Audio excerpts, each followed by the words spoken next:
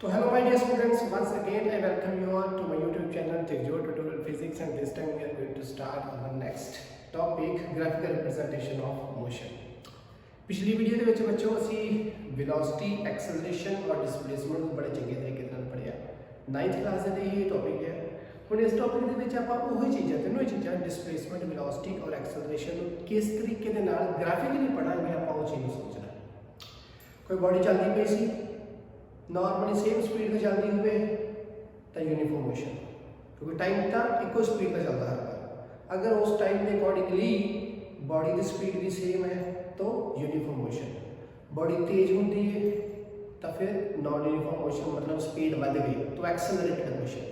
अगर टाइम के अकॉर्डिंगली पिछली स्पीड नालों अगली स्पीड जी है जिदा आ जा रही है हूँ अगे जाके हौली हो जाए तो फिर डी एक्सेलरेटेड मोशन जो आप रिटार्डेशन भी बोलते हैं। सो आ तीन चीज़ा आप पिछले टॉपिक के पढ़िया सी। नैक्सट मॉड्यूल बच्चों इन्होंने ही आप ग्राफ्स पढ़ते हैं। बड़ा छोटी टॉपिक होगा, 15 तो 20 मिनट की वीडियो होगी, बड़े आराम से सुनना, ध्यान से समझना, क्योंकि ग्राफ्स 3 तो 5 नंबर के पेपर के आते चलेंगे।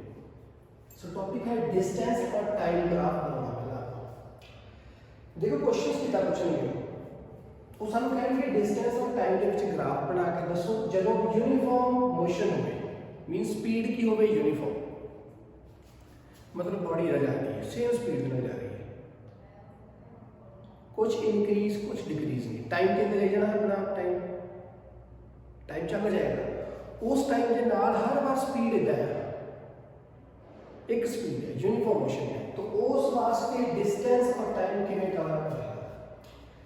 जेकर बॉडी इथों अपने घर को चली है, एक टाइम अगर चलिया आस में चलिया, एक घंटे के विच अगर उसने बच्चों 10 किलोमीटर कवर अप किए, या ग्राफ आ कितना बनेगा कि एक आर के विच 10 किलोमीटर पे पहुंचे, अगले एक घंटे में फिर अगले 10 किलोमीटर, अगले एक घंटे में फिर अगले 10 किलोमीटर, अगले एक घंटे में फिर 10 किलोमीटर। तो टोटल की कितना है, एक घंटे 10 किया ये पॉइंट लगा लिया, दो के विच 20 किया, तीन के विच 30 किया, चार के विच 40 किया, तो पॉइंट्स फिर मिला जाएंगे।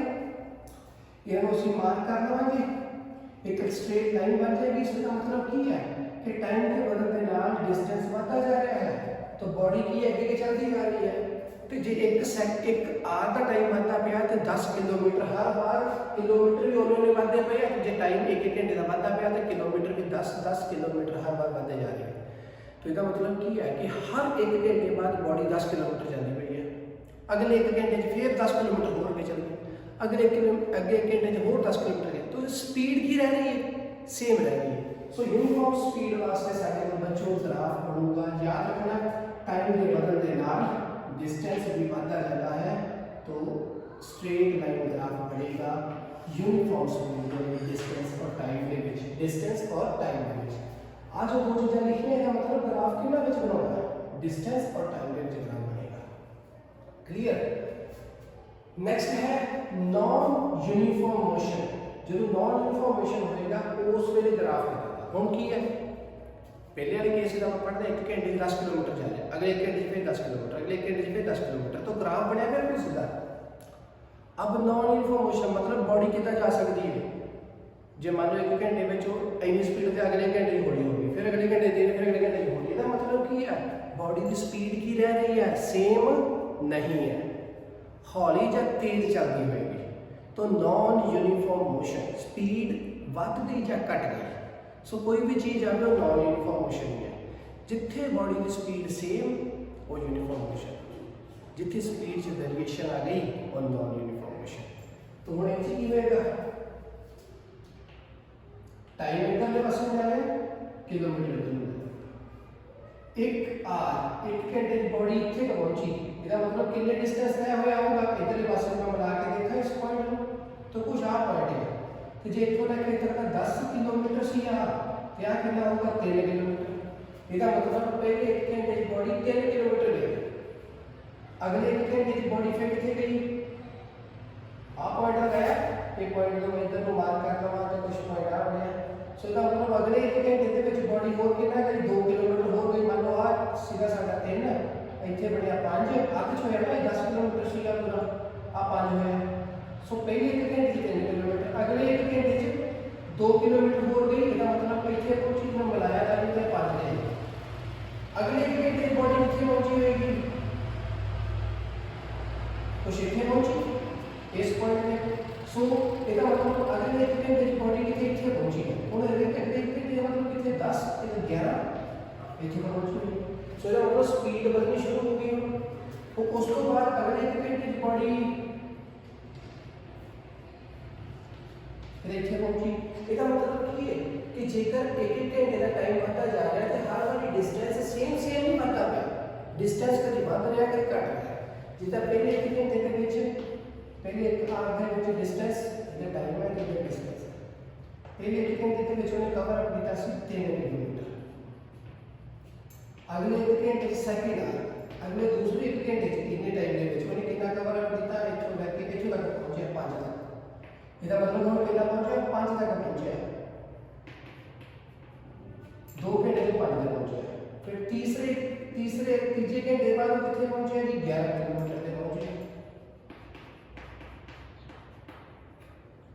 अगले चौथे घंटे जो कितने पहुंचे जी एक न से 20 से 5 25 तो चौथे घंटे बाद कितने पहुंचे 25 किलोमीटर तक पहुंचे। इसका मतलब क्या है कि टाइम अगर एक एक बढ़ता जा रहा है हर बार पर डिस्टेंस की है सेम बढ़ता है। इतने पहले से फिर 2 हो गया फिर उस तो बाद 6 हो गया फिर उस तो बाद कितना 14 बढ़ गया। तो इसका मतलब कि डिस्टेंस बढ़ रहा है तो टाइम अगर एक घंटा बढ़ रहा है तो डिस्टेंस हर बार कभी बढ़ कभी घट बढ़ रहा है। सो सेम नहीं बढ़ते हर बार बढ़ता जा रहा है। तो इसका मतलब इक्वल अमाउंट का नहीं बढ़ता है जिन्हें इस केस में सी पहले एक आधे विच डिस्टेंस ही 10 किलोमीटर ये डिस्टेंस है। अगले सेकंड आधे विच कितने पहुंचे 20 किलोमीटर। थर्ड आधे विच कितने पहुंचे 30 किलोमीटर। फोर्थ आधे विच कितने पहुंचे 40 किलोमीटर। इसका मतलब ये है कि अगर टाइम एक घंटा बढ़ता जा रहा है तो डिस्टेंस भी 10 किलोमीटर बढ़ते जा रहे हैं। सो इसका मतलब कि ये भी सेम रह रहा है ये भी सेम रह रहा है तो की हो रहा है स्पीड सेम रह रही है। इथे की है कि जिया एक घंटा बढ़ता जा रहा है बट इथे पहला इथे कितने बजे 2 इथे कितने बजे 6 इथे कितने बजे 40 तो स्पीड की इंक्रीज होती जा रही है बॉडी तेज होती जा रही है। फिर देखा ਇਹਦਾ मतलब कि डिस्टेंस वाले पास में मुड़ गया ना ग्राफ अदरवाइज सीधा रहना चाहिए से ये मुड़िया किधर हुआ है इधर डिस्टेंस वाले पास में मुड़ेगा मतलब बॉडी तेज होती जा रही है। ओके सो एक ही बन गया नॉन यूनिफॉर्म मोशन। अगर बच्चों ग्राफ कुछ बढ़ता इधर टाइम है तो इधर की डिस्टेंस है जेकर ग्राफ बढ़ता कुछ इधर तो इसका मतलब कितने पास मुड़ गया टाइम वाले पास मुड़ गया हुणे इधर को बढ़े टाइम वाले पास सो इसका मतलब की होया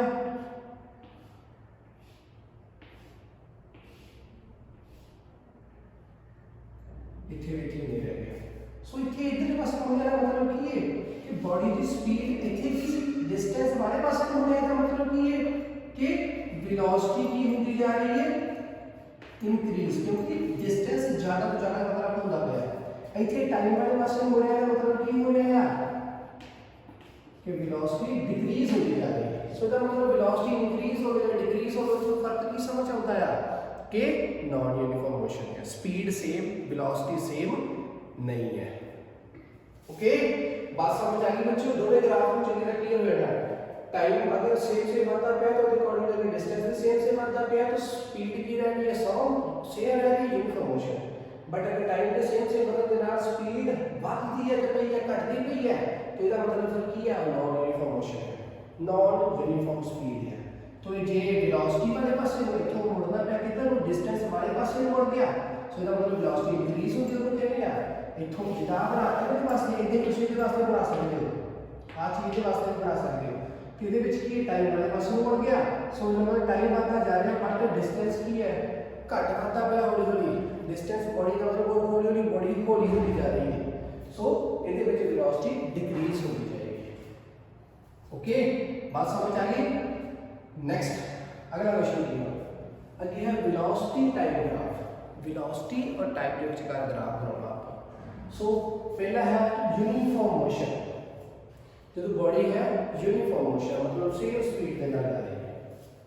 ओके सच केसेस ਦੇ ਵਿੱਚ ਕੀ ਹੋਏਗਾ टाइम बढ़ता जा रहा है बट बॉडी की स्पीड भी रह रही है सेम आ वेलोसिटी है इस पासे वेलोसिटी और टाइम के ग्राफ बनाओ इधर टाइम लवांगे हमेशा एक्स एक्सिस से टाइम लेना है और वाई के ऊपर भी लवांगे वेलोसिटी इथे भी वाई के ऊपर डिस्टेंस और एक्स एक्सिस के ऊपर टाइम सो टाइम के बदले नाल वेलोसिटी की रह रही है सेम टाइम के बढ़ता जा रहा है तो वेलोसिटी हर बार की रह रही है सेम सो इथे क्या आएगा सेम वैल्यू बनती गई कोई क्योंकि जे 1 सेकंड इस सेकंड ਦੇ ਵਿੱਚ ਹੈ देखो पहले सेकंड ਤੇ भी बॉडी की स्पीड कितनी है एनी कितनी 20 अगले सेकंड पे भी बॉडी स्पीड 20 तीसरे सेकंड पे भी 20 फोर्थ पे भी 20 फिफ्थ पे भी 20 तो मैं स्पीड से मिलाता तो ग्राफ में ऊपर कुछ आ गया तो इतना मतलब की रह गया कि टाइम बढ़ता जा रहा है बट हर बार स्पीड की नहीं है 20 20 20 20 है तो इतना बच्चों की समझ आया कि स्पीड की रह रही है यूनिफॉर्म बॉडी हर सेकंड का टाइम बढ़ता जा रहा है बट स्पीड सेम रह रही है सो ये बन गया यूनिफॉर्म मोशन नेक्स्ट है फिर नॉन यूनिफॉर्म मोशन अब नॉन यूनिफॉर्म मोशन मतलब स्पीड का बदला या घटना सेम है वाली बट इथों समझते की आएगा यूनिफॉर्मली एक्सेलरेटेड मोशन अब उन ध्यान से समझना कि बॉडी तेज हो रही है हौली हो रही है वो चीज ना लेके चलना यूनिफॉर्मली एक्सेलरेटेड मोशन मतलब हर बार टाइम बढ़िया तो ਉਹਦੇ ਨਾਲ वेलोसिटी इंक्रीज होती जा रही है ग्राफ में ध्यान से समझना चाहिए गलतियां होंगी अपन यूनिफॉर्मली मतलब लगातार एक्सेलरेटेड मतलब बढ़ता जाना तेज होती जानी बॉडी पहले सेकंड च स्पीड 10 अगले सेकंड च स्पीड 20 अगले सेकंड च स्पीड 30 अगले च 24 अगले च इधर ठीक है पहले च 10 दूसरे च 20 अगले च 30 अगले च 40 अगले च 50 सो तो स्पीड की बढ़ती जा रही है सेम आगे के बढ़ती जाती स्पीड लगातार कांस्टेंटली तो ਇਹਦੇ ਵਾਸਤੇ ਕੀ ਕਰਨਾ ਪੜੇਗਾ ਇਧਰਲੇ ਪਾਸੇ ਟਾਈਮ ਲਿਆ 8 ਸੈਕਿੰਡਸ ਲਿਆ ਪਹਿਲੇ ਸੈਕਿੰਡ ਦੇ ਵਿੱਚ ਸਪੀਡ ਕਿੰਨੀ ਹੋਈ 10 ਅਗਲੇ ਸੈਕਿੰਡ ਦੀ ਸਪੀਡ ਕਿੰਨੀ ਹੋਗੀ 20 ਅਗਲੇ ਸੈਕਿੰਡ ਦੀ ਸਪੀਡ ਕਿੰਨੀ ਹੋਗੀ 30 अगले से कितनी हो गई 40 तो स्पीड की बढ़ती जा रही है तो मैं पॉइंट्स लगाते पहले वास्ते आ पॉइंट लगा दूसरे लिया है कि आप पॉइंट लगाता तीसरे वास्ते आया ये पॉइंट लगाता चौथे वास्ते आया कि आप पॉइंट लगाता तो लाइन में स्ट्रेट बनाता तो इतो की समझ आया कि बॉडी लगातार की है हर सेकंड बाद बॉडी की स्पीड वेलोसिटी जो बढ़ती जा रही है सो इतो की समझ आया यूनिफॉर्मली एक्सेलरेटेड मोशन इनु पहले एक बार दोबारा समझिए ना कंपैरिजन करते हैं ग्राफ देख के अकॉर्डिंग समझिए कि क्या है टाइम इथे की है सारे को वेलोसिटी हम टाइम के वेलोसिटी दे विच ओके टाइम अगर है पहले सेकंड 1 सेकंड दे विच वेलोसिटी कितनी है 20 मीटर पर सेकंड अगले सेकंड की वेलोसिटी कितनी है 20 मीटर पर सेकंड थर्ड सेकंड की वेलोसिटी कितनी है 20 मीटर पर सेकंड फोर्थ सेकंड की वेलोसिटी कितनी है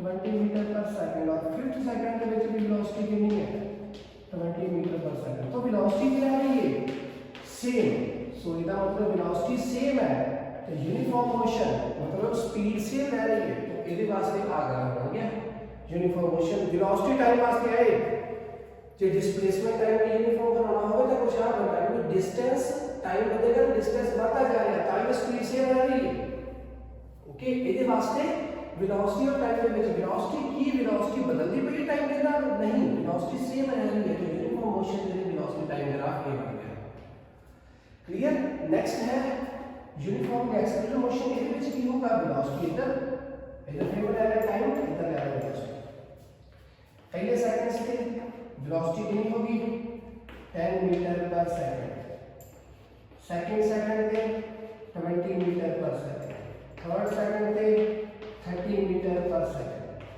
फोर्थ सेकंड पे 40 मीटर पर सेकंड सो हर बार की हो गया टाइम अगर एक सेकंड बढ़ता जा रहा है तो वेलोसिटी भी 10 मीटर पर सेकंड बढ़ती जा रही है सो अगर टाइम एक सेकंड का हर बार 1 सेकंड का बढ़ रहा है तो वेलोसिटी भी हर बार 10 मीटर पर सेकंड की बढ़ती जा रही है तो जेकर same interval of time increase हो रहा है तो नाल सेम इंटरवल ऑफ वेलोसिटी भी इंक्रीज होती जा रही है ओके पहले सेकंड चाहिए वेलोसिटी दूसरे चाहिए तीसरे चाहिए चौथे चाहिए पंजवें चाहिए मतलब स्पीड लगातार बढ़ती जा रही है वेलोसिटी लगातार बढ़ती जा रही सेकंड के नाल तो की है कि गाड़ी तेज होती जा रही है यूनिफॉर्मली मतलब मैं कह सकता पिछले च इतना सी अगले च इतना होगा फिर अगले च इतना होगा फिर अगले च इतना होगा फिर अगले च इतना होगा सो यूनिफॉर्मली लगातार कांस्टेंटली बढ़ती जा रही है तो उसके वास्ते करना पड़ेगा ये गल समझ आ गई बच्चों ਨੈਕਸਟ ਹੈ ਆਪਣੇ ਕੋਲ ਨॉन यूनिफॉर्मली एक्सेलरेटेड मोशन। ਹੁਣ टाइम के नाल लगातार इंक्रीज होती जानी तो यूनिफॉर्मली एक्सेलरेटेड मोशन हो गया। एक्सेलरेट मतलब एक्सेलरेट कर रहा हूं मैं, तेज होती जा रही है। But non uniformly accelerated motion में क्या आएगा? नॉन यूनिफॉर्मली एक्सेलरेटेड मोशन मतलब वेलोसिटी ਜਿਹੜੀ ਹੈ ਉਹ ਵੱਧ ਵੀ ਸਕਦੀ ਹੈ ਔਰ ਘਟ ਵੀ ਸਕਦੀ ਟਾਈਮ ਦੇ ਨਾਲ। ओके, नॉन यूनिफॉर्मली एक्सेलरेटेड ना ਇਹਦਾ मतलब कोई तरीका नहीं है ਉਹਦਾ ਬਦਲ ਘਟਣ ਦਾ। नॉन यूनिफॉर्म आ गया, हो सकता एक्सेलरेट भी हो सकता डी एक्सेलरेट भी हो, ਵਧੇ भी ਤੇ ਘਟੇ भी। लगातार ਵਧਦੇ जाना ਉਹ ਕੀ ਹੈ? यूनिफॉर्मली ਵਧਦੇ जाना ਤੇ यूनिफॉर्मली एक्सेलरेटेड मोशन। बट जेकर वो वध रहा है या घट रहा है तो सारा की है? Non uniformly accelerated motion. Okay, time के नाल तो जेकर वेलोसिटी डिक्रीज होती है विद रिस्पेक्ट टू टाइम तो की होएगा? जे 1 सेकंड ਵਧਿਆ तो वेलोसिटी कितनी है? मान लो 3 है, पहला 0 सेकंड पर वेलोसिटी इतनी सी, अगले 1 सेकंड से मान लो वेलोसिटी इतनी हो गई, तो अगले सेकंड से इतनी हो गई, तो अगले सेकंड से इतनी, तो अगले सेकंड से इतनी। इसका मतलब की है कि बॉडी लगातार जिस स्पीड के चार्ज में शुरू किया 0 सेकंड में शुरू किया तो कोई स्पीड पे सी, कितनी स्पीड सी? 40 मीटर पर सेकंड है। फिर हर बार अगले सेकंड के ऊपर स्पीड घट गई, फिर अगले ते होर घट गई, फिर अगले ते होर घट गई, फिर अगले ते होर घट गई। तो मतलब ये बॉडी लगातार हौली होती जा रही है। तो जो लगातार हौली होती जा रही है तो इसका मतलब क्या हो गया? Velocity decreased with time. Velocity हमेशा हर बार डिक्रीज होती जा रही है टाइम पे। तो इस तो बाद जो है साडे कोल वेलोसिटी इंक्रीज या डिक्रीज विद टाइम। और नेक्स्ट की है इथे से यूनिफॉर्मली एक्सेलरेटेड मोशन मतलब लगातार बॉडी की स्पीड बढ़ती जा रही है। इथे से वेलोसिटी डिक्रीज विद टाइम का मतलब वेलोसिटी लगातार बढ़ती नहीं जा रही, घटती जा रही है। सो की है ये यूनिफॉर्मली एक्सेलरेटेड मोशन नहीं है, नॉन यूनिफॉर्म है। मींस लगातार एक्सेलरेशन गड्डी जी लगातार तेज होती नहीं जा रही, यूनिफॉर्मली अगे अगे बढ़ती नहीं जा रही स्पीड होती। तो जो अगे स्पीड नहीं बढ़ती जा रही तो ਜਾਂ फिर वो कॉन्स्टेंट है, ਜਾਂ वो घटती जा रही है, ਜਾਂ वो ਵੱਧਦੀ घटती जा रही, कुछ भी आ जाने कि सारे किच होंगे uniformly non uniformly accelerated motion के विच। ओके, इत्थे की सी ध्यान दे नाल समझना इसको। यूनिफॉर्म एक्सेलरेटेड मोशन मतलब टाइम के बदलण दे नाल वेलोसिटी जिहड़ी है वो भी लगातार बढ़ती जा रही है कांस्टेंट अमाउंट दे नाल, जिवें आपां इत्थे केस पढ़िया। ओके, ते जेकर वेलोसिटी जिहड़ी वो टाइम के नाल सेम रह रही है तो यूनिफॉर्मली एक्सेलरेटेड मोशन है नहीं है, तो की है? यूनिफॉर्म मोशन है। तो इसका मतलब आ भी केस की है? नॉन यूनिफॉर्मली एक्सेलरेटेड मोशन है। एक्सेलरेशन नहीं आ रही मतलब वेलोसिटी ज्यादा रहेगी, टाइम के नाल वेलोसिटी की रहेगी सेम, टाइम बढ़ता जा रहा है। ओके, टाइम बढ़ता जा रहा है पर वेलोसिटी सेम है, तभी वो की है? नॉन यूनिफॉर्मली एक्सेलरेटेड मोशन मतलब यूनिफॉर्मली एक्सेलरेटेड मोशन नहीं है। तो इसका मतलब टाइम के नाल वेलोसिटी नहीं बढ़ती रही, तो इसका मतलब यूनिफॉर्म मोशन नहीं, नॉन यूनिफॉर्म एक्सेलरेटेड मोशन है। ਜਾਂ वेलोसिटी ਜਿਹੜੀ ਉਹ डिक्रीज ਹੁੰਦੀ ਜਾਵੇ टाइम ਦੇ ਨਾਲ, टाइम बढ़ता जाए बट वेलोसिटी की होती जाए डिक्रीज होती जाए, तो भी की है? Non uniformly accelerated motion. और थर्ड है साडे कोल वेलोसिटी इंक्रीज या डिक्रीज, दोनों ही केसेस जो मर्जी होता जाए ते दोनों ही होई जाए, बॉडी कभी तेज हो जाए कभी हौली हो जाए, तो भी की है? Non uniformly accelerated motion. तो इथे की है आ 0 सेकंड से तो शुरू होया, 1 सेकंड ਵਧਿਆ स्पीड कितनी? 10 मीटर पर सेकंड इथे आया, अगले 1 सेकंड से 20 मीटर पर सेकंड। ठीक है, तो लगातार बढ़ती जा रही है। तो तक किया है यूनिफॉर्मली एक्सेलरेटेड मोशन हो गया। फिर क्या हुआ? अगले 1 सेकंड जो डिक्रीज हो गई तो यूनिफॉर्मली एक्सेलरेटेड मोशन नहीं रहा, तो घट गई, नीचे आ गया। अगले 4 सेकंड फिर एकदम बढ़ गया, तो अगले 1 सेकंड के विच कितनी वेलोसिटी बढ़ गई? सीधा ही बेटा 10 तो कितने पहुंच गया? 40 ਤੇ। तो कितनी स्पीड कर बढ़ गई, फिर अगले च फिर घट गई। तो मतलब लगातार वेलोसिटी बढ़ती घटती पई है टाइम के नाल। तो ये भी की है? Non uniformly accelerated motion. बात समझ आई? मैं की समझाया इथे? ध्यान देना सुनो, एक बार मैं रिकैप्चर करांगा सब कुछ। डिस्टेंस टाइम ग्राफ के विच यूनिफॉर्म मोशन मतलब टाइम के बदलण दे नाल नाल डिस्टेंस बढ़ता जाए, स्ट्रेट लाइन ग्राफ बनया तो यूनिफॉर्म मोशन बन गया। बॉडी टाइम के बदलण नाल सेम स्पीड के नाल सेम यूनीफॉर्म स्पीड के नाल जा रही है तो इसका मतलब टाइम डिस्टेंस कवर अप होता जा रहा है कभी गड्डी बढ़ती जा रही है तो टाइम के नाल भी बढ़ते जा रहा तो ये यूनीफॉर्मली मोशन बन गया अगर नॉन यूनीफॉर्म मोशन के विच भी डिस्टेंस और टाइम ग्राफ की बनेगा जो बॉडी जी को तेज जाए या हौली जाए जे तेज जाएगी तो वो वेलोसिटी वाले पासे मुड़ेगी जेकर बॉडी टाइम के नाल हौली होनी जाए तो फिर वो टाइम वाले पासे मुड़ जाएगी तो ये इसका मतलब यूनीफॉर्म स्पीड नहीं है बॉडी तेज या हौली होती जा रही है टाइम के नाल third see velocity time graph के विच जेकर यूनीफॉर्म मोशन मतलब टाइम बढ़ता गया बट वेलोसिटी सेम रहे कितनी 20 या 20 रहे तो एक ही बढ़ गया यूनिफॉर्म मोशन यूनिफॉर्म स्पीड का मतलब चल रही है विद नॉन यूनिफॉर्म मोशन मतलब यूनिफॉर्मली एक्सेलरेटेड मोशन बॉडी तेज होती जाए हर सेकंड बाद हर जितना मतलब सेकंड की गल करते हैं हर सेकंड बाद बॉडी की स्पीड बढ़ती जाए हर सेकंड बाद बढ़ती जाए तो जे सेम एक सेकंड बाद बढ़ती जाए तो सेम अमाउंट की बढ़ती जाए जे 10 20 30 40 1 2 3 4 1 10 2 20 3 4 30 4 40 तो इसका मतलब कि ये टाइम का अगर इंटरवल एक बढ़ता जा रहा है तो स्पीड भी उतनी अमाउंट की बढ़ती जा रही है 10 10 10 10 तो ये बन गया यूनिफॉर्म की एक्सेलरेटेड मोशन नेक्स्ट है नॉन यूनिफॉर्म एक्सेलरेटेड मोशन मतलब जो बॉडी टाइम के नाल बढ़े घटे कोई फर्क नहीं पड़ता जितना मर्जी बढ़ी जाए घटी जाए तो इसका मतलब कि टाइम के नाल सेम चीज़ां ना बढ़दियां हो घटती जाए या बढ़ती जाए कुछ भी हो जो घटती गई तो फिर की बन गया वेलोसिटी डिक्रीजिंग टाइम का मतलब भी एग्जांपल के लिए नॉन यूनिफॉर्मली एक्सेलरेटेड मोशन तो जेकर टाइम 1 सेकंड हो जाए स्पीड घट के 30 करेगी अगले 1 सेकंड से 20 करेगी अगले 1 सेकंड से 10 करेगी अगले 1 सेकंड बॉडी खलोई गई तो मतलब 4 सेकंड बाद बॉडी जाके खलोई गई तो स्पीड भी लगातार घटती जा रही है तो इतने की डी एक्सेलरेटेड मोशन होता जा रहा है